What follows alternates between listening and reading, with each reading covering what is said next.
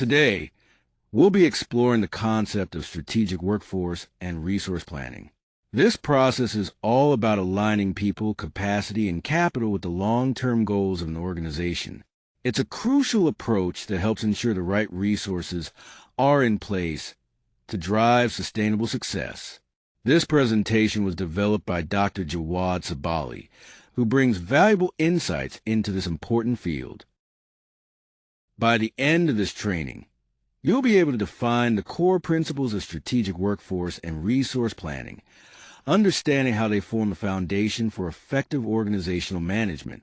You'll also learn how workforce demand forecasting ties directly into your organization's strategy, ensuring your planning is aligned with your business goals. We'll cover practical methods to identify and close critical capability gaps, which is essential for maintaining a competitive edge.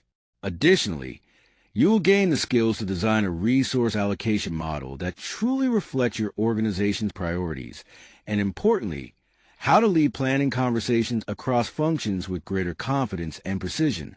This will help you drive collaboration and make well-informed decisions. Strategic workforce planning is all about making sure your organization has the right people with the right skills and the right roles exactly when you need them. It's about linking your people decisions directly to your business goals over the next 3 to 5 years. Unlike routine headcount planning or hiring approvals, which are more operational, strategic workforce planning digs deeper. It asks important questions like, what skills will we need in the future that we don't have today? Which roles are absolutely critical for our path forward? And where are we vulnerable if key people leave? Ultimately, this is a leadership responsibility, not just something HR handles. It's essential for guiding the business successfully into the future. Workforce planning is crucial now more than ever because it helps organizations move from being reactive to proactive. When companies don't plan strategically, they often scramble to hire at the last minute, struggle to keep top talent when competitors lure them away, and only recognize skill shortages after they've already hurt the business. This misalignment leads to costly consequences like delayed projects, missed goals, and high turnover. By focusing on strategic workforce planning, leaders gain a clearer view of potential capacity risks ahead of time, allowing them to prepare effectively and avoid crises. When we talk about workforce planning, it's essential to focus on 3 key dimensions. First, there's supply. This means understanding who you currently have in your organization, their skills, experience, potential, and availability. It's basically your current workforce inventory. Then there's demand. This is about identifying who you will need to execute your strategy, including the roles, competencies, the volume of people, and the timing required for future work. Finally, we look at the gap, which is the difference between supply and demand. This gap analysis is crucial because it helps you decide whether you need to build internal capabilities, buy new talent, borrow skills, or retire roles. Every workforce planning discussion comes back to these dimensions, and mastering them is what makes planning truly strategic, not just administrative. To effectively plan your workforce, you first need to have a clear understanding of your business strategy. That means closely examining your organization's future direction and figuring out what it means for your people. For example, if your company is expanding into a new market, you'll need employees with specific language skills, local knowledge, and established networks. On the other hand, if you're shifting toward more automated processes, the demand moves away from manual roles and increases for analytical and technical abilities. Every strategic choice has a direct impact on your workforce, and it's crucial to identify these implications early on. This alignment between strategy and workforce needs ensures that your talent planning truly supports the organization's goals. Let's talk about workforce segmentation. Not every role in your organization holds the same strategic importance. By segmenting your workforce, you can pinpoint which positions are critical to your overall strategy, which ones are important but can be replaced, and which roles might be candidates for restructuring or outsourcing. Typically, you look at two key factors: the strategic value of each role and how difficult it is to fill. The roles that rank high on both factors are the ones that need your most attention and planning. Gaps in these areas present the greatest risk to your organization's future direction. Understanding this helps you focus your resources where they matter most. There are 4 key workforce categories we need to consider.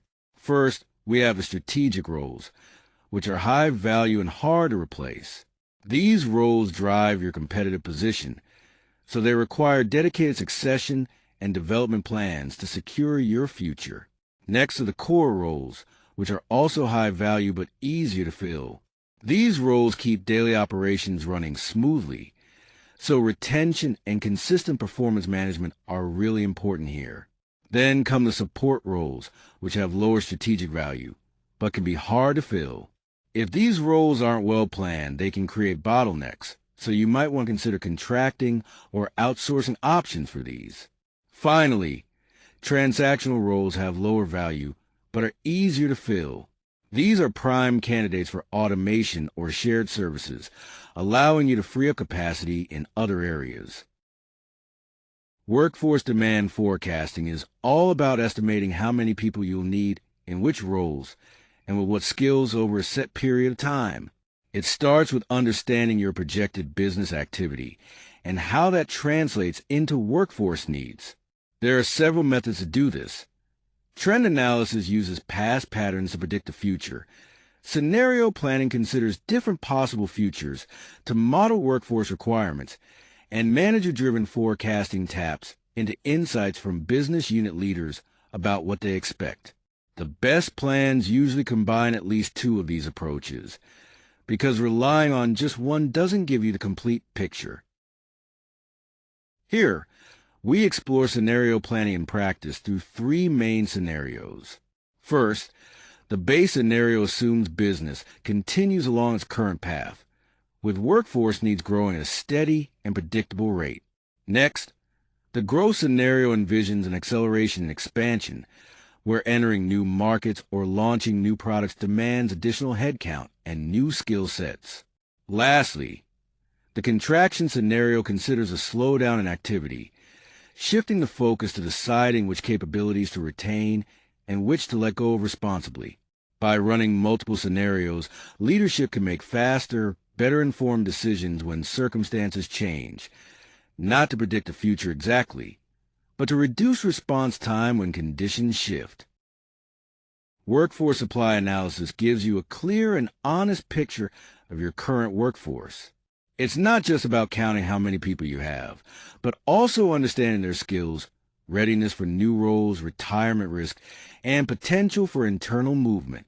A thorough supply analysis helps answer critical questions, like how many employees are ready to step up within 2 years, which vital positions lack successors, and where your organization might face the greatest losses if key people leave. By using real data to answer these questions, workforce planning becomes a powerful and credible tool for management rather than just a guessing game. Building your skills inventory means creating a clear, organized record of what your workforce can actually do.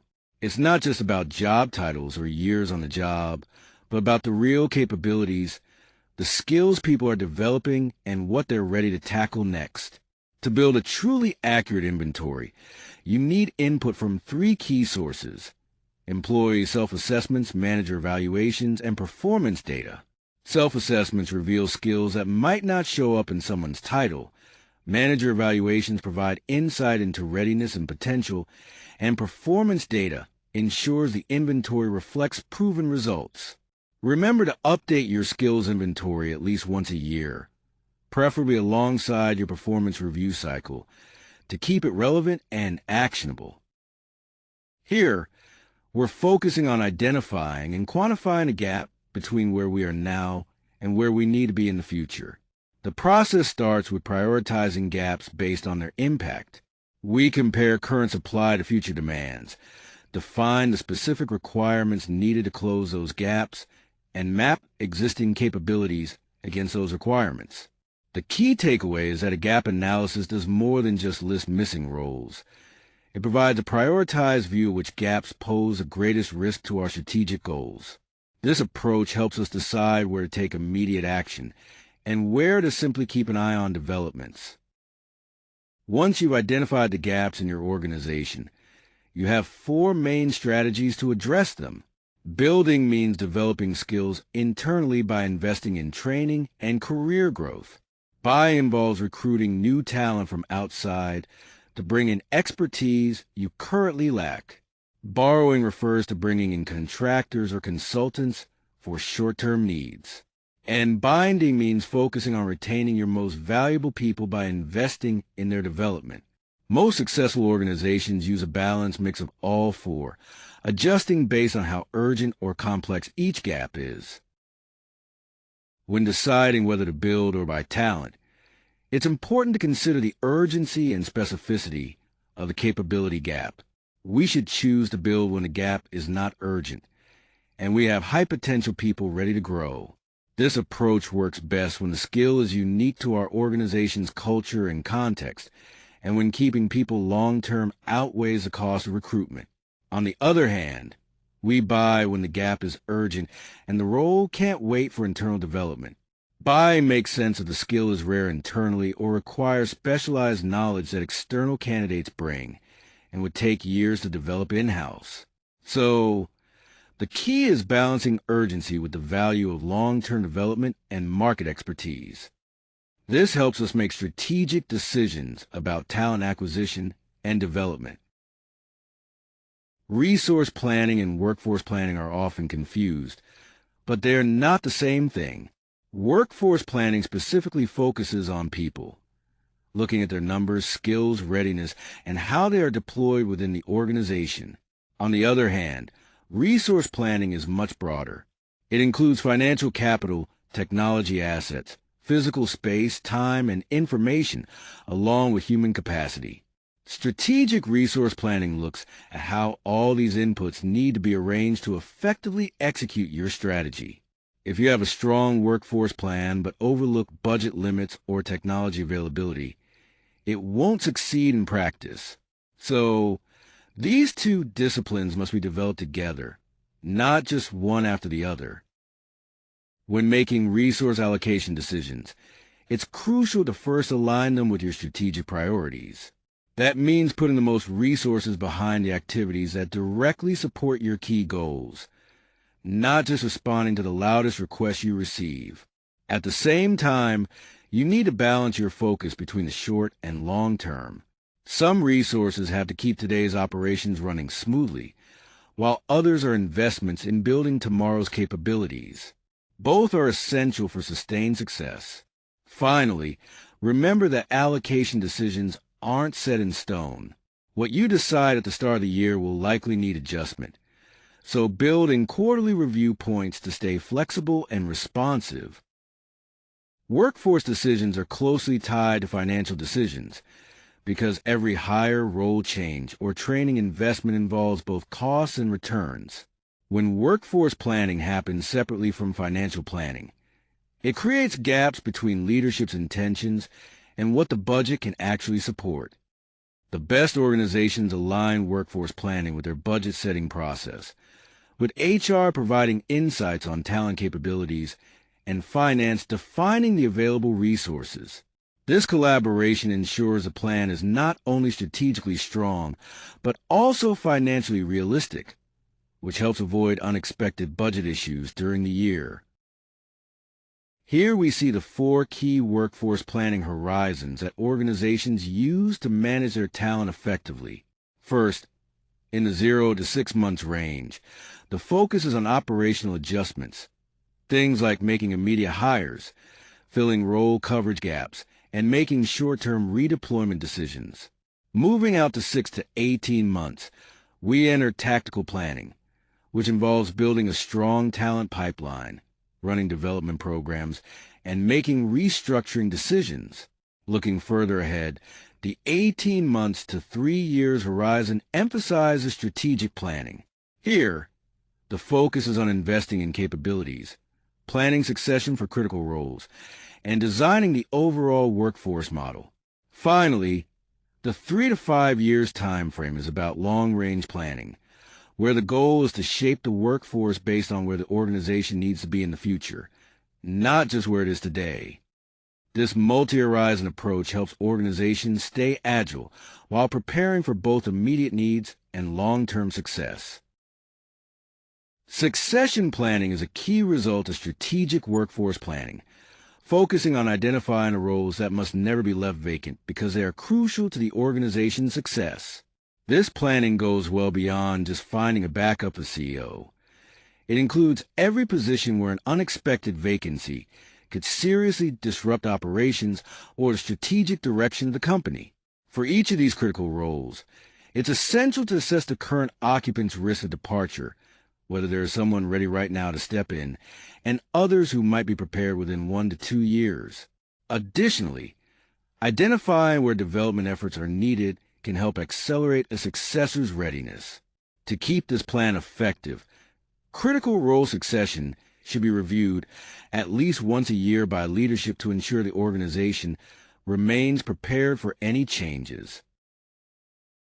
When we talk about talent pipeline development, the first step is to identify high potential employees. This isn't just about looking at performance scores.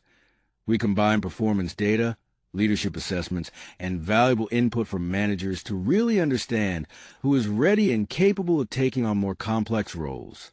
Next, we design targeted development plans tailored to each individual's growth. This includes assigning stretch assignments, providing mentoring opportunities, offering cross-functional exposure, and formal learning experiences aligned specifically with the roles they are being prepared for. Finally, it's crucial to create visibility and movement for these high-potential employees. We ensure they have exposure to senior leaders and real decision-making situations because moving up without being seen can lead to frustration and, ultimately, attrition. Making their progress visible helps keep them engaged and motivated. Workforce planning is deeply connected to how your organization is designed.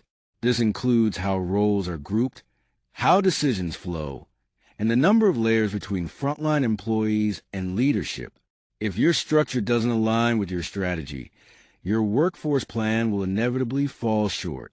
For example, a highly centralized setup might slow down decision-making, which can be a problem for roles that need to respond quickly to the market. So, it's crucial to understand this link to plan effectively, not just in terms of headcount, but also in how people will collaborate and operate. Workforce planning needs governance to move beyond just generating reports that end up sitting on shelves. This means having clear ownership, defined review cycles, and accountable decision makers.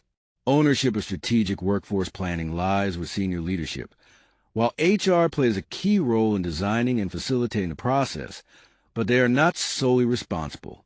The planning follows an annual cycle, aligned with the organization's strategy and budget, with quarterly reviews to monitor progress and make necessary adjustments. Finally, accountability sits with business leaders who own the workforce outcomes in their areas, and governance ensures they have the right data and support to take action effectively. Data plays a crucial role in transforming workforce planning from just an opinion exercise into a credible management process. The key data sources we rely on include HR information systems, performance management records, exit interview analysis, internal mobility patterns, and hiring timelines by role type. It's important to understand that you don't need perfect data to get started. Most organizations can begin with the data they have and improve its quality over time. Being transparent about what is known, what's estimated, and what still needs to be discovered is what truly matters. Leaders who acknowledge data uncertainty and act accordingly often make better decisions than those who wait for complete information before moving forward. When we talk about workforce analytics, it's crucial to focus on specific metrics that really reveal where attention is needed. First, Attrition by role category helps us understand exactly where employees are leaving most frequently, which shows us where retention risks are concentrated. Next, time to fill critical roles is another key indicator. If hiring for strategic positions is slow, that signals potential issues in the talent pipeline or sourcing strategies that require proactive intervention. Then, internal mobility rate tells us about how well talent development is driving movement within the company. A low rate here often means we're relying too much on external hires. Finally, succession readiness measures a proportion of critical roles that have ready now or ready soon successors, giving us a clear picture of how effective our succession planning really is. Today, we're looking at workforce planning for distributed and remote teams. The shift toward distributed work has completely changed how we think about workforce geography. Organizations now have access to talent in places they couldn't reach before, but this opens up new challenges in managing, developing, and retaining employees who work across different time zones and setups. For these teams, planning must go beyond just technology. It requires solid communication infrastructure, strong virtual management skills, and thoughtful approaches to performance and development conversations when people aren't physically together. These are fundamentally about people and leadership design, and they need to be central in your workforce planning assumptions. Managing workforce transitions is a delicate process that requires transparency and care. When strategic workforce planning leads to redeployments, restructurings, or role eliminations, it's crucial to communicate early and honestly because people handle change better when they have accurate information. Delays or vague messages only increase anxiety and risk losing valuable employees. Always offer redeployment opportunities before considering exit, as this helps retain organizational knowledge by finding new roles within the company. Lastly, support those who leave with respect and outplacement services, since how you manage exits significantly impacts your employer reputation and future talent acquisition. Workforce planning and organizational culture are deeply intertwined. Culture shapes what your workforce plan can realistically achieve. If your organization's culture discourages internal mobility because managers are protective of their own teams, then any succession plan you create is likely to fail. Similarly, if people aren't comfortable speaking up about skill gaps, your supply analysis won't paint a full picture of what's needed. So before diving into building a workforce plan, it's crucial to ask yourself whether your current culture supports the behaviors necessary for that plan to succeed. If it doesn't, that cultural gap must be identified as a risk within the plan. Ignoring culture in workforce planning often means you end up with documents that don't lead to real, meaningful change. Communicating the workforce plan to leadership is critical because a plan only has value if leaders actually act on it. When presenting this plan, it's essential to translate people's data into clear business language. Leaders aren't focused on HR processes. They want to know what workforce gaps mean for revenue, project delivery, customer relationships, and strategic risk. To make your communication effective, structure around 3 key questions every leader cares about. Where are we exposed? What will it cost to address these exposures? And what happens if we do not act? By framing the plan in this way, you turn the conversation from just administrative reporting into strategic decision-making. Cross-functional coordination in resource planning is critical for effective workforce management. Starting with finance, they align workforce investment with budget cycles and financial forecasts, making sure that all people decisions are properly costed and approved within the planning cycle. Moving to operations, they translate capacity requirements into clear workforce demand signals and identify where changes in workload require adjustments in staffing levels. Finally, technology plays a key role by signaling shifts in technical capability needs as systems evolve, and importantly, informing the workforce plan about roles that automation will impact. This collaboration across finance, operations, and technology ensures a balanced and realistic approach to resource planning. High-growth organizations face a unique challenge where the demand for talent grows faster than their ability to develop, hire, and integrate new people. This can lead to the risk of increasing headcount without actually growing capability. In these fast-paced environments, workforce planning needs to happen more frequently and with shorter time frames. Instead of quarterly reviews, monthly check-ins become essential, along with rolling 3-month hiring forecasts rather than relying on yearly projections. It's also critical for HR and business leaders to work closely together to distinguish between roles that are truly necessary and those that only seem urgent at the moment. Ultimately, the discipline of planning becomes even more vital as growth accelerates. Without this focused approach, organizations risk falling behind despite expanding their teams. When organizations face financial pressure, workforce planning takes on a new focus. Instead of managing growth, it shifts to risk management. The key question becomes identifying which roles and capabilities are truly non-negotiable to the strategy, and which can be reduced or reshaped without hurting the business. This means honestly segmenting your workforce based on strategic value. Across-the-board cuts often do more harm than good, removing important skills indiscriminately and causing hidden costs like lower performance and increased workloads for remaining staff. Strategic workforce planning helps leadership make much more targeted and defensible decisions. Technology, including automation and artificial intelligence, is transforming how we think about workforce needs. It shifts demand away from routine, task-based roles and toward positions that require judgment, relationship management, and the ability to work seamlessly with technology. Because of this, workforce planning must explicitly address these changes. When investing in new technology, you need to understand which roles will evolve, which might disappear, and which new roles will emerge. It's also crucial to plan how to develop or hire the right people for these roles. Without this strategic approach, technology investments can lead to capability gaps that actually slow down the benefits you expect. Workforce planning and diversity are deeply interconnected. When we build a talent pipeline and develop succession plans, we're making intentional decisions about who gets access to growth and opportunity. These decisions directly influence the diversity of our future leadership.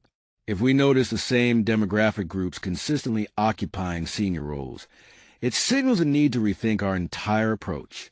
This means examining how we identify talent, who gets access to development programs, and where we look for new candidates.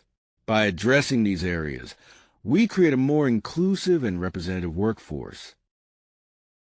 When organizations operate across multiple countries, workforce planning becomes much more complex due to differences in labor markets, legal frameworks, cultural norms, and available skills. A plan developed at headquarters often doesn't fit perfectly with the realities of each specific country or market. Effective global workforce planning hinges on combining a top-down strategic direction with bottom-up market intelligence. The central teams establish the overall strategy and global priorities, while regional HR and business leaders bring in the local knowledge necessary to adapt and implement that strategy successfully on the ground. Both perspectives are essential to create a workforce plan that works globally and locally. This case study highlights IBM's workforce transformation as the company shifted its focus toward cloud computing and artificial intelligence over the 2010s. IBM recognized the need to fundamentally rethink its workforce capabilities, moving away from less relevant skills to those driving future revenue. In response, IBM made significant investments in retraining programs like P-Tech and other internal skills initiatives, while also reducing staff in legacy service areas. They strategically prioritize building expertise in cloud architecture, data science, and AI through a combination of external hiring and internal development. These efforts were well documented in company filings and news reports from 2015 to 2022. When it comes to workforce planning, it's not just about the numbers or the skills people have. The real key is the employee experience. People decide to stay, grow, or leave based on how they feel about working in your organization. If your planning ignores what's like day-to-day for employees, retention will always be a challenge. The connection between planning and experience is very direct. When employees see a clear path for development, know their skills are valued and invested in, and feel the organization is making thoughtful decisions about its future, they're much more likely to stay committed long-term. Your workforce plan sends a powerful message about whether the organization truly sees its people as a strategic asset. Individual development planning is a powerful workforce tool that links the organization's strategy directly to each employee's personal growth. When done right, these plans benefit both the individual and the company at the same time. A good development plan is specific about the skills being developed, the experiences that will help build those skills, the timeline for progress, and how success will be measured. It's not just a checklist of training courses. It's a clear, structured agreement between an employee and their manager about career direction and the support needed. Importantly, when these plans are aligned with the workforce gap analysis, your investment in learning is focused where it truly matters for the organization's strategic goals. When we talk about retention as a planning strategy, the first step is to know who you cannot afford to lose. Every organization has key individuals whose departure would cause immediate and significant disruption. These people deserve focused retention efforts rather than generic engagement programs. Next, it's crucial to understand why people leave.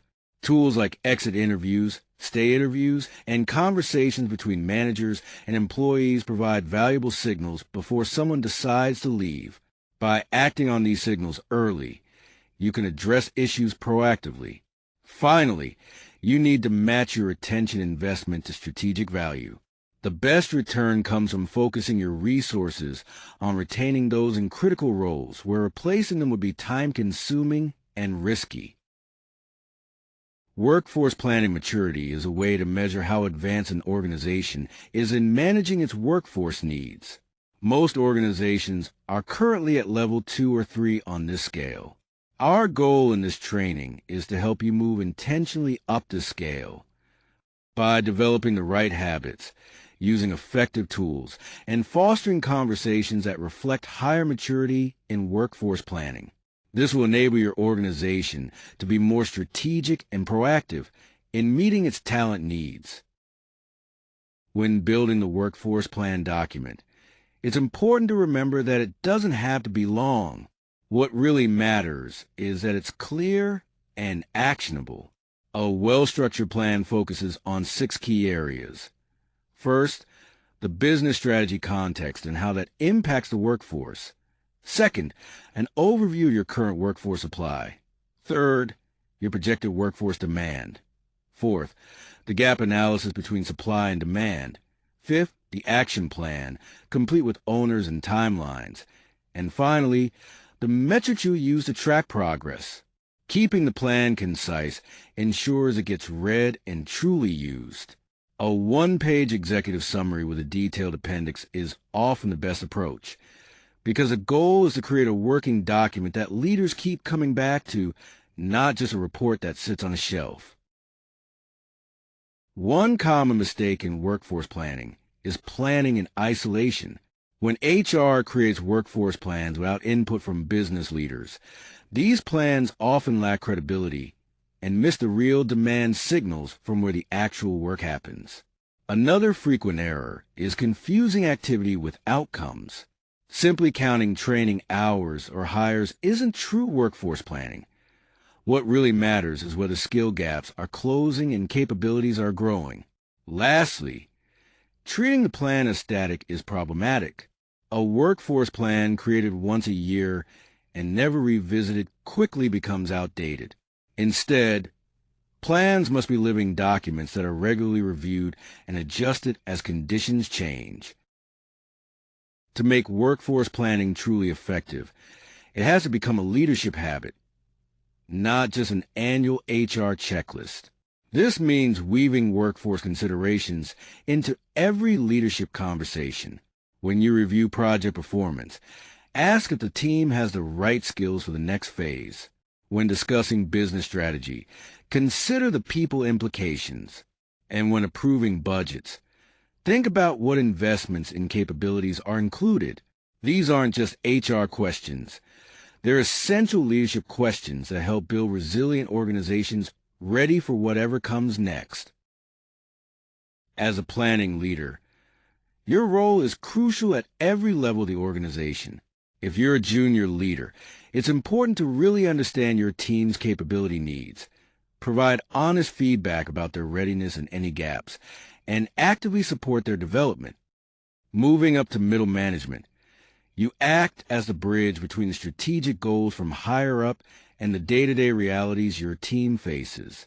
You translate those business requirements into actionable development plans and make sure to raise any potential risks early before they turn into bigger issues. At the senior leadership level, you own the workforce direction for your area, champion the entire planning process, and make key decisions that guide the plan's success. Each level plays a unique, vital part in effective workforce planning. To start your workforce plan, the first step is to review your business strategy. Focus on identifying 3 to 5 strategic priorities that will shape what your workforce needs to deliver over the next 2 to 3 years. Next, audit your current workforce by assessing the skills and capabilities you currently have, pinpointing critical roles, and highlighting areas where succession gaps or attrition risks exist. Moving forward, define your future workforce profile by clearly describing the roles, skills, and behaviors your organization will need to succeed over the planning horizon. Finally, close the gap with a prioritized action plan. Decide what you need to build, buy, borrow, or bind. Assign clear owners, set timelines, and establish criteria for what success looks like for each initiative. This approach ensures your workforce plan aligns tightly with your business goals. Let's recap the key learning points. First, strategy drives the plan, meaning every workforce decision must align with where the organization is headed. Without the strategic anchor, planning becomes just busy work without real direction. Next, when identifying gaps, it's important to prioritize them rather than simply listing them all. Not every gap poses the same risk. So focus your resources on those that can impact your most critical strategic outcomes. Also, planning is a leadership responsibility. Workforce and resource planning can't be handed off solely to HR. It needs active engagement from leaders at every level. Finally, plans have to be living documents. Regularly review your assumptions, because if you don't, your workforce plan quickly becomes outdated. More a record of past thinking than a tool for future action. Thank you for joining us. We hope this training has equipped you with practical tools and sharpened your thinking for your planning work. Strategic workforce and resource planning is one of the most consequential things a leader can invest time in. The choices you make about people, capabilities, and resources shape everything your organization can accomplish. We want you to leave with a clearer starting point, a stronger vocabulary for these crucial conversations, and the confidence to lead them in your own context. Keep learning. Keep asking the hard questions about your workforce, and keep connecting those questions to your overall strategy. It's this ongoing discipline that truly separates organizations ready for the future from those that aren't. Here are the key references that underpin our discussion today. Boudreau and Ramsey's 2007 book is a foundational work that really connects workforce decisions directly to business results. Moving on, Capelli's 2008 article challenges the traditional ways we think about workforce planning and argues for a more flexible, dynamic approach. Then, The Society for Human Resource Management offers regularly updated insights and best practices on strategic workforce planning, which you can find on their website. Our case study relies heavily on IBM's annual reports from 2015 to 2022, providing a real-world example of workforce transformation. Finally, the Chartered Institute of Personnel and Development offers a wealth of practical resources on planning methodologies that are well worth exploring. These sources collectively form a strong foundation for effective workforce strategy. As we wrap up, please note that this content is intended strictly for training and internal use. It may contain errors, so it's important to use it cautiously and rely on your professional judgment when applying any of the strategies discussed. Also, this presentation is not a substitute for specialized legal or professional advice. If you encounter complex issues, be sure to consult qualified experts. Thank you for your attention.